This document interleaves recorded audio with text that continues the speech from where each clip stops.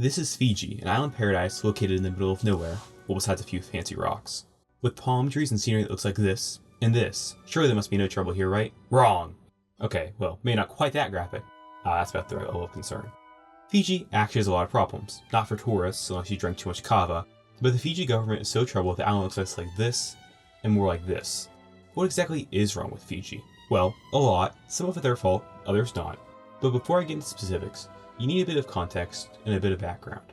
So what is Fiji? Well, a country, obviously. But more specifically, it's a middle-income country with a GDP per capita, that is economic activity per person, of $6,285, roughly comparable to South Africa or Thailand, and a shockingly large population of nearly 1 million people. This isn't all that large, but it's surprising at least to me that so many people live on these islands in the middle of the Pacific Ocean. Speaking of islands, Fiji has roughly 300-ish, of which 110 are populated. But nearly everyone lives on the main two islands, Viti Levu and Vanua Levu. Fiji used to be a British colony. I mean, who hasn't been colonized by the British at this point? But what's unique about Fiji is that the British imported indentured servants from India, some 61,000, which has led to the Indo-Fijian ethnic group, which alongside indigenous Fijians, makes up over 95% of people in Fiji. That should be enough history, probably. So what's up with Fiji? Well, besides a coup in 1987, as well as a second one later in 1987, and a third in 2000, and another in 2006, most of Fiji's problems are economic.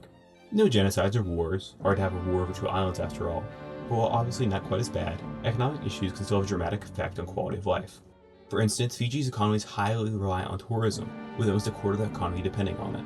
While tourism is very lucrative for an island nation, it's also extremely unstable and dependent upon the economic situation in other countries. For example, in 1997, the Asian financial crisis caused a drop in GDP from $2.06 to $1.65 billion, nearly a 20% drop in just 1 year. That same drop in the US would be $6 trillion. This isn't just an isolated occurrence, with the 2008 financial crisis causing another 20% decline in GDP, which is 4 times the corresponding drop the US faced. Imagine how bad a recession 4 times 2008 would be, and not even due to a problem in your own country. But that doesn't really affect the tourists who are sipping sweet cocktails by the beach, and the sugar in those cocktails is actually one of the largest industries in Fiji. The Fiji Sugar Corporation is a government-owned company that mills, well, sugar. The sugar industry is huge in Fiji because, unlike in Minecraft, the sugarcane doesn't grow by itself.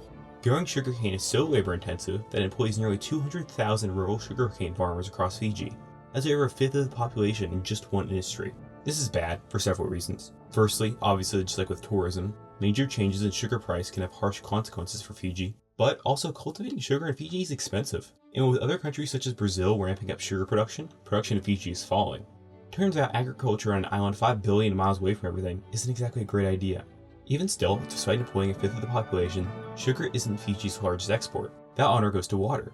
Again, pretty much all from one company, the aptly named Fiji Water Company, who found out that putting an exotic name on your bottle of water sextuples the price. In other news, now introducing Nieve Amarillo water. Tired of water being too bland and not gold color? That's enough of that. Fiji exports over $200 million worth of water each year, which is less than the GDP of the United States. This one company is 5% of Fiji's GDP. And to make matters worse, Fiji and Fiji Water have a hate-hate relationship. Fiji wants higher taxes, Fiji Water in return infiltrated the government, the usual. But one thing that's helping the water, sugar, and tourism industries is the currency of Fiji, the Fijian dollar or FJD, devaluating, going from about half of a dollar to 40 cents in the last decade. But this devaluation hurts Fiji in other ways. As for why, it's a bit complicated, so I'll try to simplify. Fiji, as a small archipelago, can't produce everything it needs, so it needs to import products such as gasoline from Singapore. Singapore doesn't want Fijian dollars, they want US dollars. So in 2012, with each Fijian dollar being worth 55 US cents, to buy 11 US dollars worth of gas, it would cost 20 Fiji dollars. But now that each Fiji dollar is 40 cents, that same $11 worth of gas costs them 27.5 Fiji dollars.